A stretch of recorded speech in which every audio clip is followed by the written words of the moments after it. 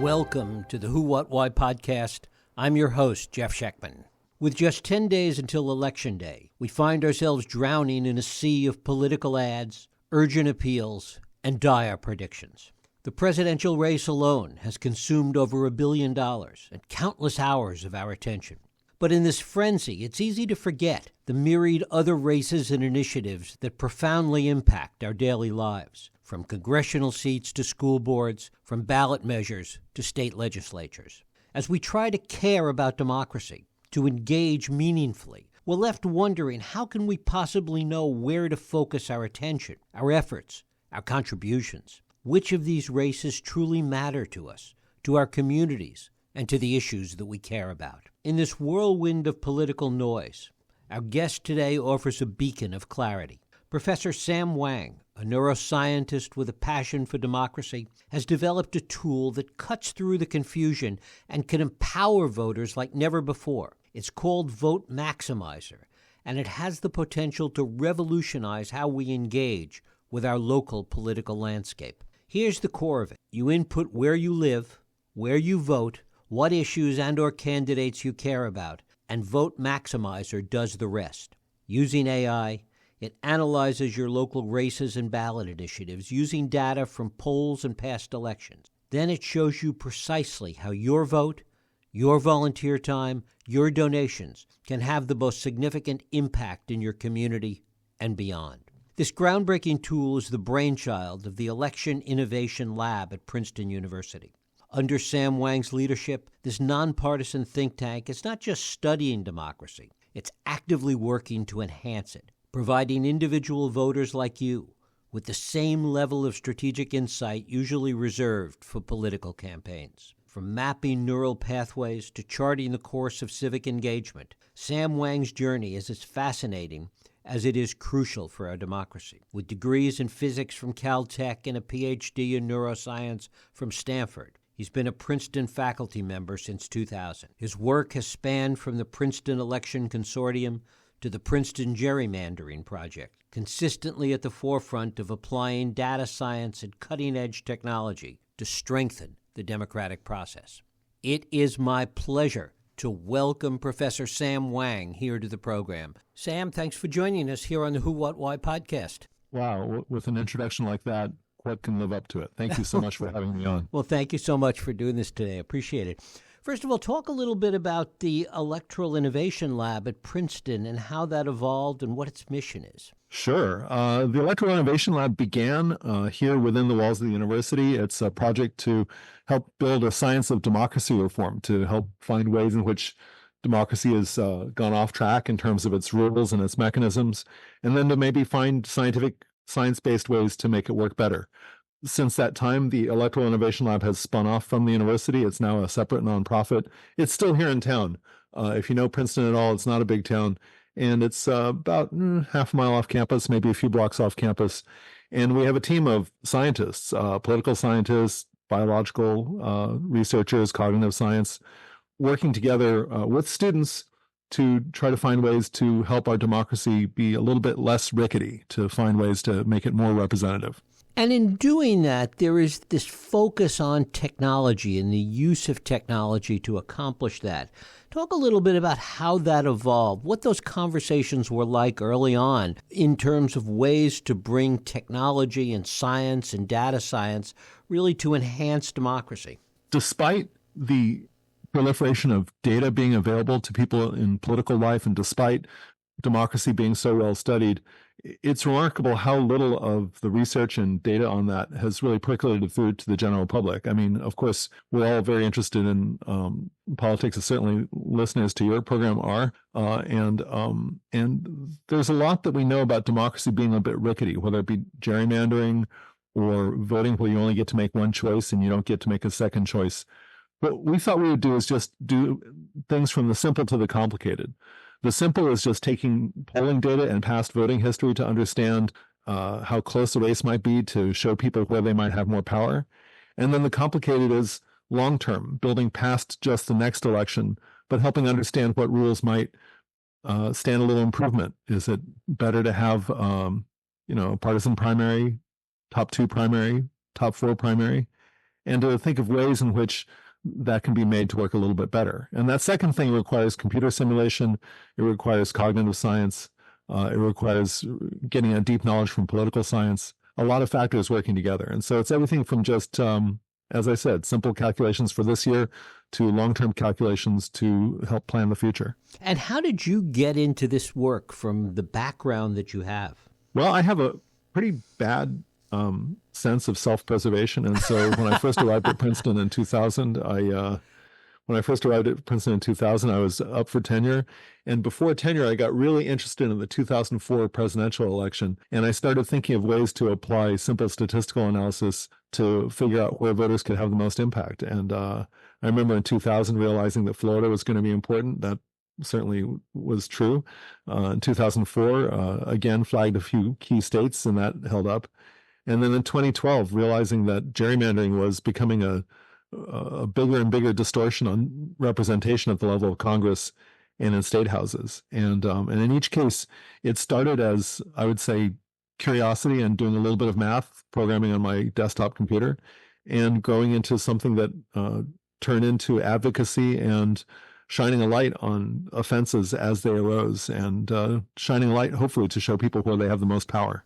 And talk about the gerrymandering and the work that you've done and that the lab has done in that area. Of course. In 2013, it became clear in the wake of the 2012 election that it was possible for one side, the Democrats, to get more votes for Congress, and for the other side, the Republicans, to end up with a 33-seat advantage. And I, frankly, writing about it at the Princeton election consortium, didn't believe that was true, but I had a lot of excellent readers who were quantitatively inclined, financial traders, social scientists, mathematicians, and they said, "Oh, no, it's bad this year."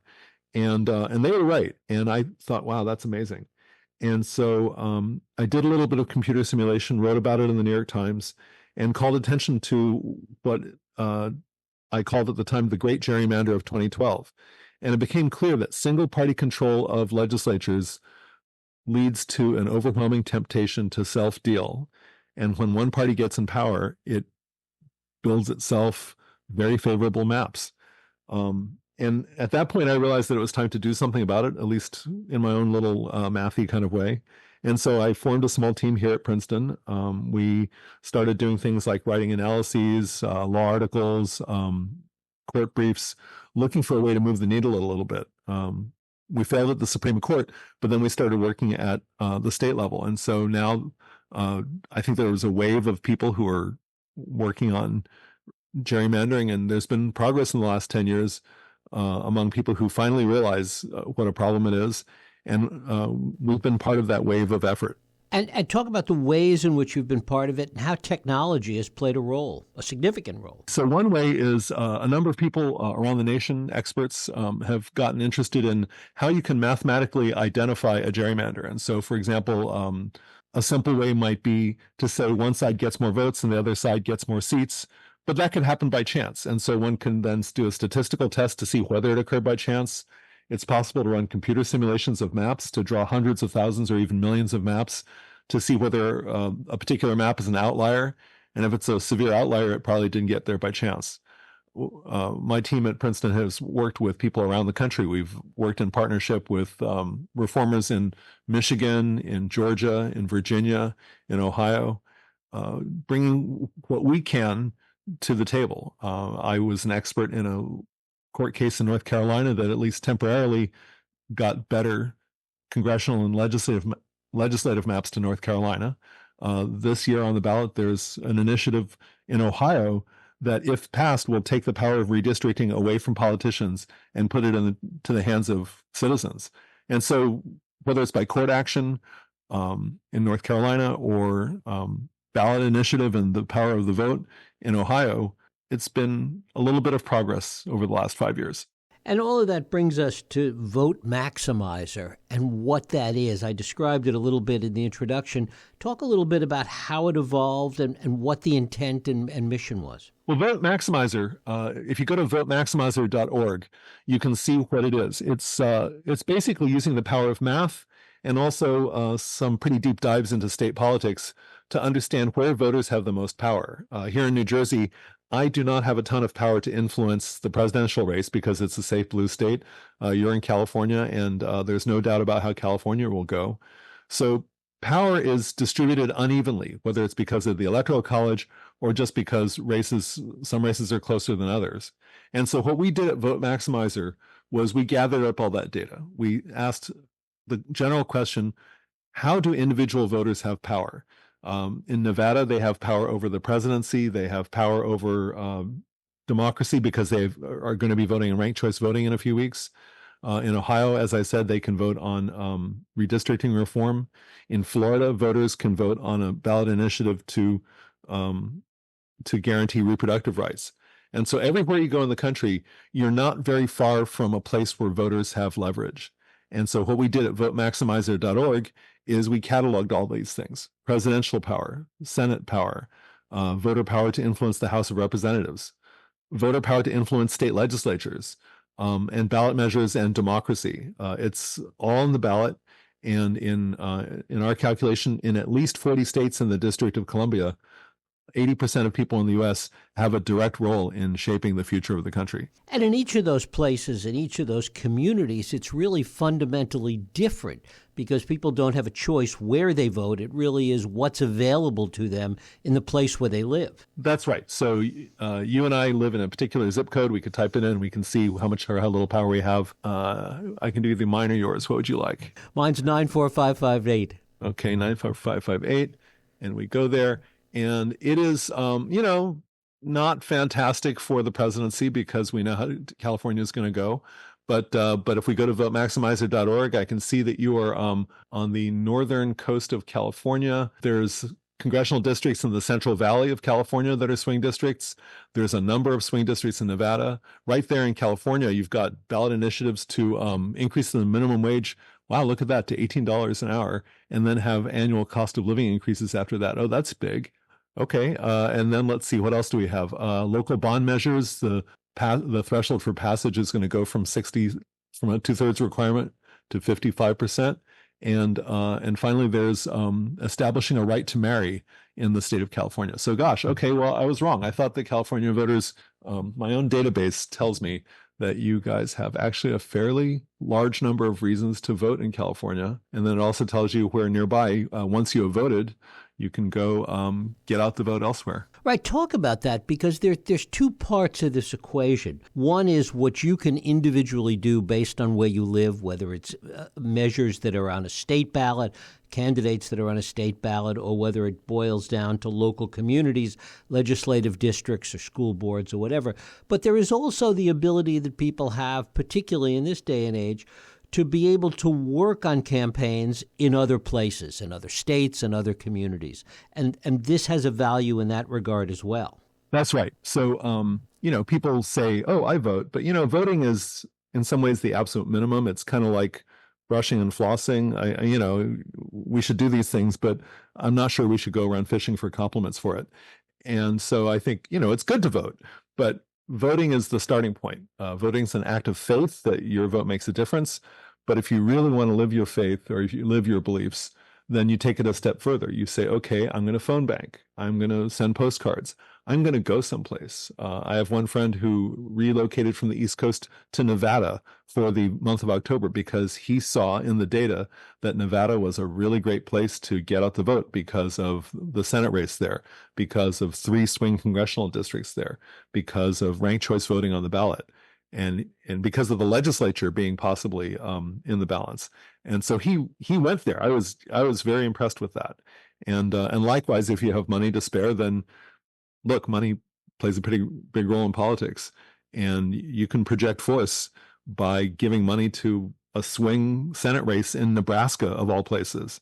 So Vote Maximizer shows you all those things. Some of them you read about in the headlines if you read political news, and some of them you might not know about. So we try to put it all in a place that's as convenient as possible to make it easy to find. Does it prevent or get in the way of potential upsets? If the money and the effort and all of the accoutrements of a campaign are directed at those campaigns that have a chance of winning, that people see there's a real chance if they do something, it can win. does it make other races that might have had a different outcome if people had put undue attention to them, does it make that more impossible? Yeah, that's a good question.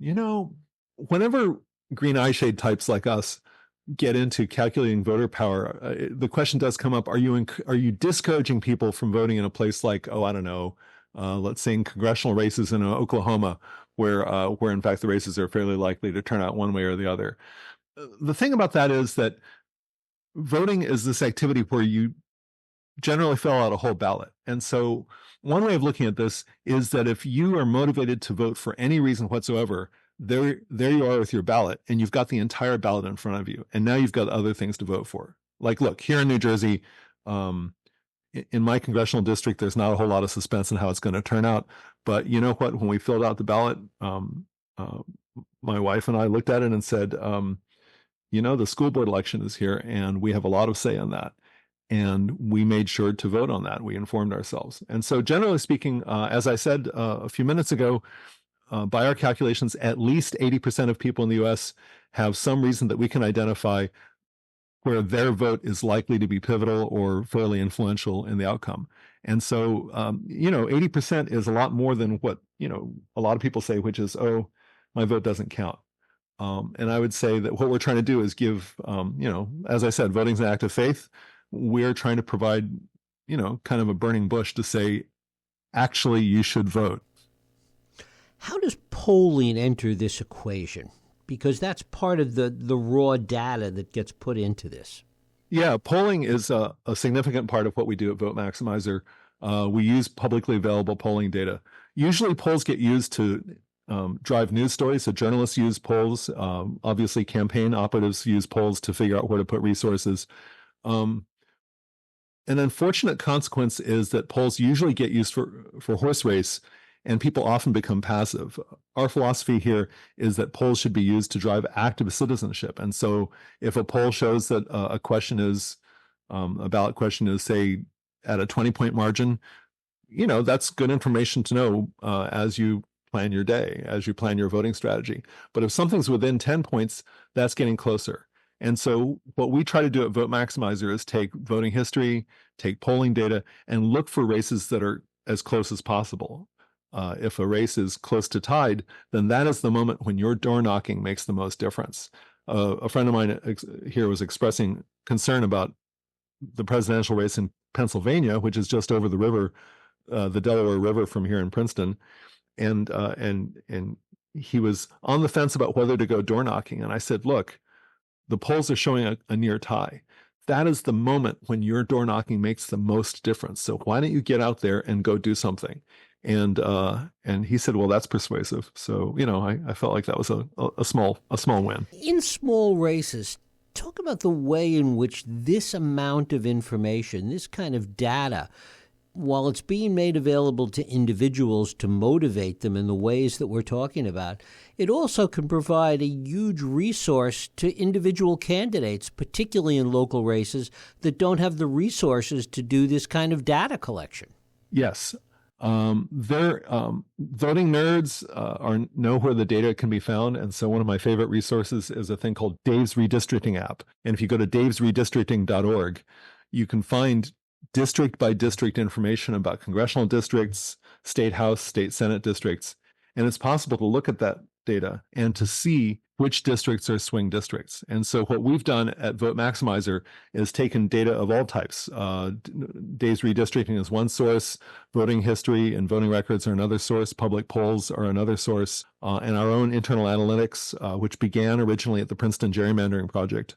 We have all this information available to us, and it's possible to understand where people might make a difference. I'm right now sitting here looking at a map of Arizona, and I see that, in fact, there's a couple of state house districts kind of between Tucson and Phoenix where there's some districts that may play a critical role in who controls the Arizona legislature in 2025. And I'm seeing here that Pima County, which surrounds Tucson, voters are pretty powerful there.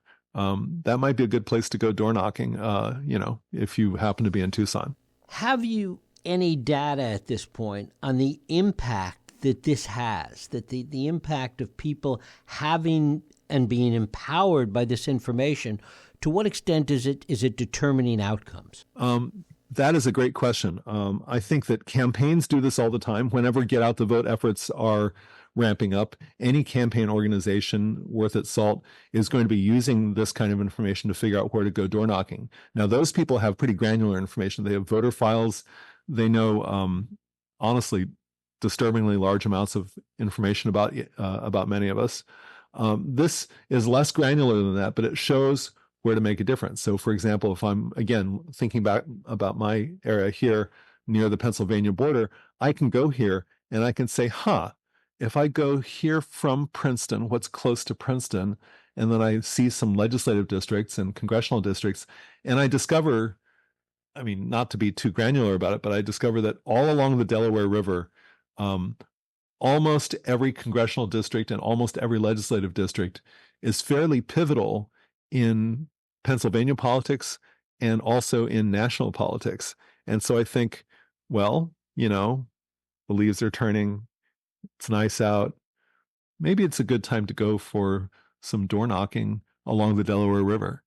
To what extent is this information being used, do you think, by the media, and what impact does that have? It's almost a kind of multiplier effect. The media is not a monolithic entity, and so there are horse race people who just want to know who's up and who's down, and maybe they'll just look at some polling site or some odds-making site to look at what's going on.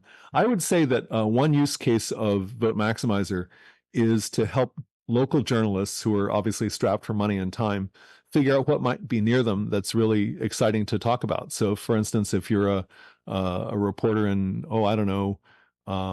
in, say, Wisconsin, you might want to know which districts are close. You might want to go see for yourself who's door knocking. You might want to see what's on the ballot. And so what we've tried to do here is create a resource that's not just good for citizens, but also good for anyone who wants to tell stories anywhere in the U.S. And so if you go to votemaximizer.org, you can click on, Colorado, and find out in Colorado that there are ballot initiatives about abortion, same-sex marriage. There's a couple of swing congressional districts. There's ranked choice voting. There's all kinds of stuff. And so in Colorado, there's a lot going on there. Do things like ranked choice voting and primaries and other situations impact how the information is dealt with on Vote Maximizer? Well, let's see. So what we're really focused on at Vote Maximizer is what's on the ballot. So I will say that that in 10 states around the country, there are, I guess if you count DC as a state, there are places where ranked choice voting is on the ballot. There are places where the rules of voting will be changed so that instead of having to be a Democrat or a Republican or other party member to vote in a primary, everybody can vote in one great big primary. And what that should do is it changes the incentive structure.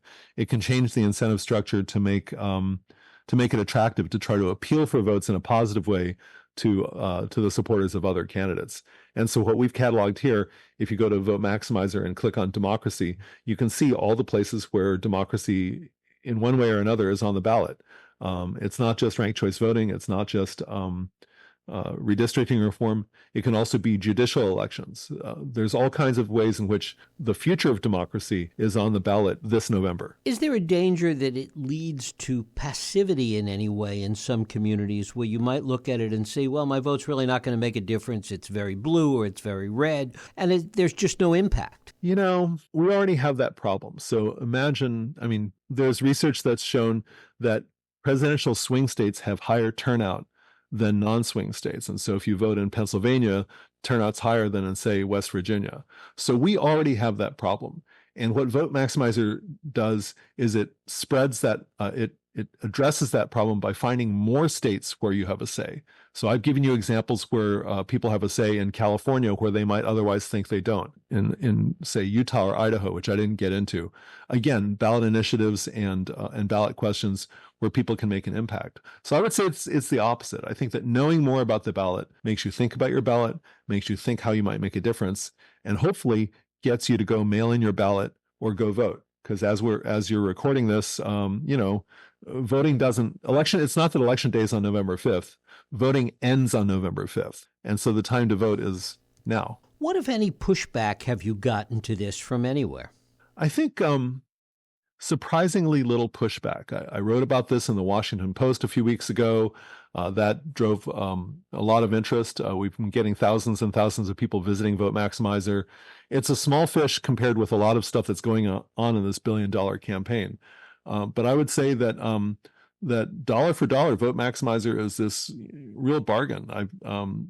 Maybe a little bit of pushback in the sense that voting is ideally this romanticized thing. And so what we're trying to do is we're trying to bring a little bit of hard analysis to understanding how people have power. And that's a little nuanced. And so what we're trying to do is help people understand that the math can help them be active and not passive. And finally, where do you want to take this? Do you want to make it bigger? Does it get to be stronger with more compute? What's the future of it? Well, let's see. So in the short term, at the Electoral Innovation Lab, we are very interested in understanding the impacts of those reforms that may be enacted, whether in Arizona, Nevada, Idaho, Ohio, or other states. And so in the short term, we're doing computer simulations and using cognitive science to try to understand the impacts of democracy reforms. In the longer term, I'm hoping that we'll have this integrated program where as we build a science of democracy reform, we'll understand the math of both making people more powerful in the short term and also building a better democracy in the long term. And that turns us back into sort of the Electoral Innovation Lab in post-election mode, where we've been very focused on the campaign this year. But next year, what we really would like is to understand how to draw better maps in Ohio, or how to run better primaries in Arizona or Colorado, or really anywhere. Professor Samuel Wang, votemaximizer.org. Sam, I thank you so much for spending time with us today here on the Who, What, Why podcast. Thanks for having me on today. Thank you. And thank you for listening and joining us here on the Who, What, Why podcast. I hope you join us next week for another Who, What, Why podcast. I'm Jeff Sheckman. If you like this podcast, please feel free to share and help others find it by rating and reviewing it on iTunes. You can also support this podcast and all the work we do by going to whowhatwhy.org/donate.